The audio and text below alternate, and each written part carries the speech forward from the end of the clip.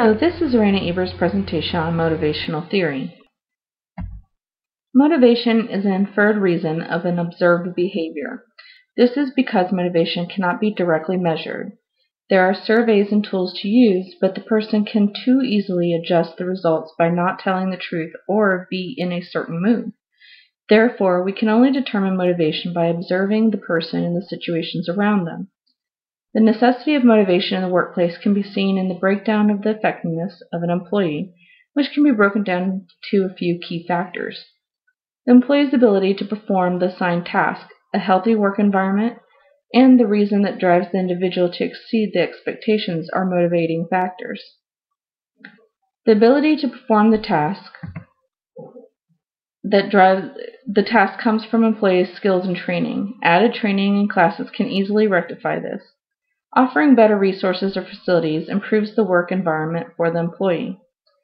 Motivation is the one thing that is difficult to figure out and control.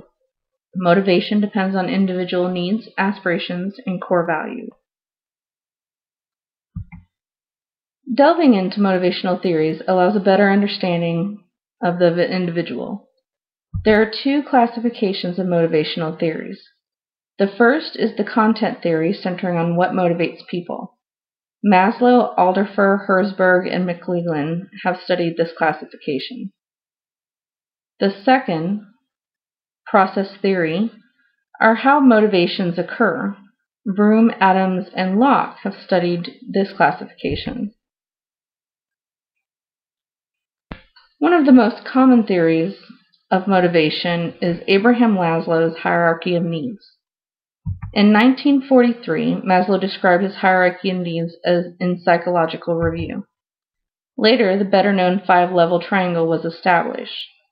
The hierarchy of needs works to motivate employees. It is important for managers to understand which needs are more important for individual employees. It starts at the bottom with the basic low-level needs and works up to higher-level needs. The needs must be filled in order, and when a need is mostly satisfied, it no longer motivates, and the next higher need takes its place. Alderfer developed the ERG theory. Alderfer simplified Maslow's theory by categorizing the hierarchy of needs into 3 categories. The first category is the existence need, which includes Maslow's psychological and safety needs. Second is the relatedness need, which includes the belongingness needs. Lastly, Alderfer named the growth need, which includes the self-esteem and actualization needs, from Maslow's hierarchy. These needs are utilized in the same way, but can be filled in fewer steps and easier to manipulate. Herzberg created the two-factor theory in 1959. Herzberg believed that 2 factors affect motivation: hygiene factors and motivators. Hygiene factors, better known as maintenance factors, are things like work policy, work conditions, salary, status, and personal life.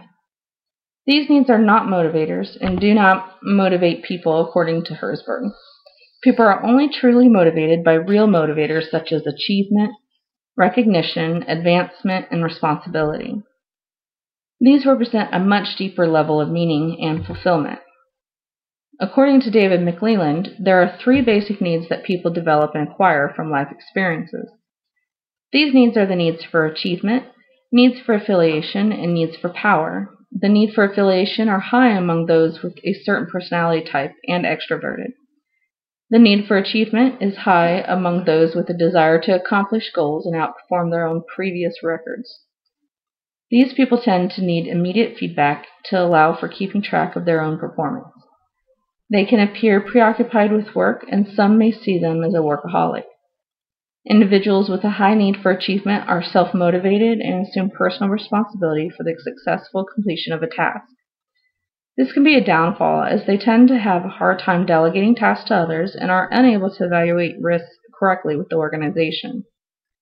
The need for power can be seen in those with a high desire to control their environment and show a strong leadership quality. And the second classification is the expectancy theory, which developed by Victor Vroom. This theory emphasizes that motivation is based on the amount of effort required, the rewards or returns or effort, and the importance the person gives the reward. The four main components of the outcomes: balance, instrumentality, and expectancy. The outcomes are the consequences of the job-related action. These outcomes are categorized in job-related or employee-related classifications. Balance is the employee's preference for the reward or punishment. Here, employees value what they receive for doing the job, while the organization values how well the job is done. Instrumentality is the employee's perception that the job-related outcome will lead the employee-related outcome. Expectancy is the probability of achieving the task outcome with certain effort. This theory formulates the motivation of a particular task outcome using the formula seen here. Edwin Locke proposed a goal theory in 1968, proposing that motivation and performance will be high if individuals are set specific goals that are challenging, but also accepted. In 1963, John Stacey Adams developed the equity theory, suggesting that if the person perceives the reward as equitable, the person will feel satisfied.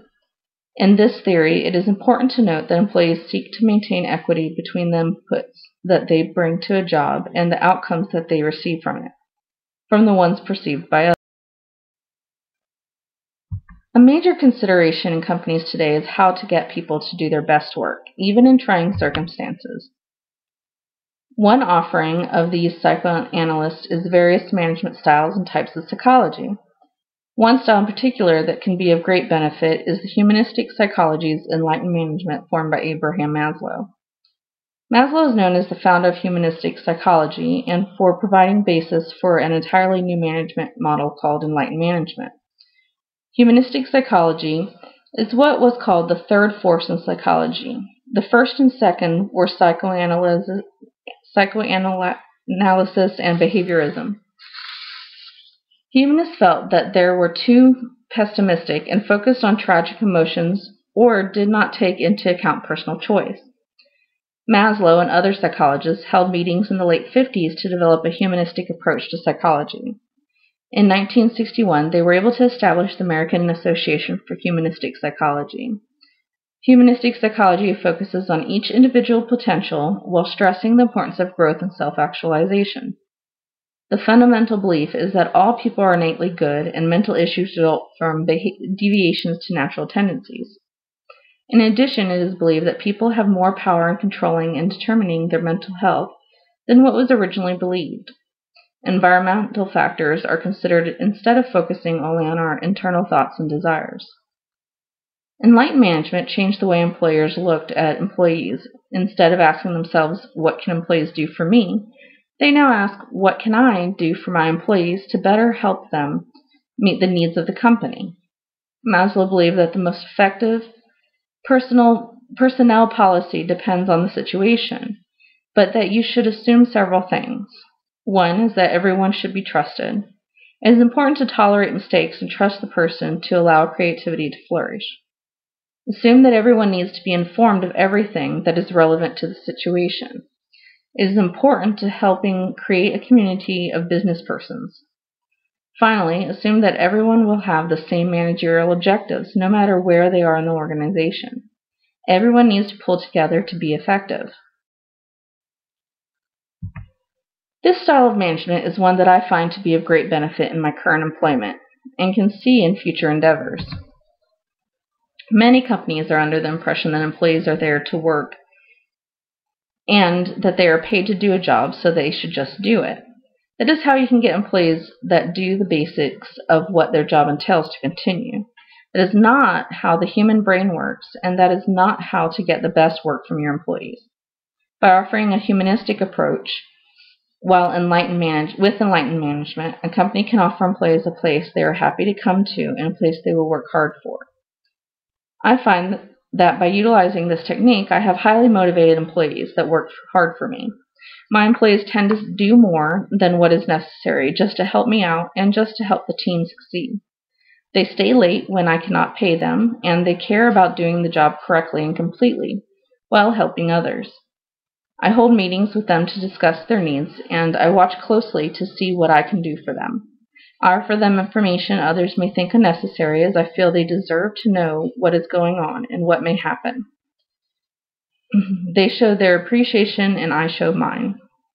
It is a great way to do work and be a manager, and I plan to expand this with future opportunities. Thank you for viewing my presentation.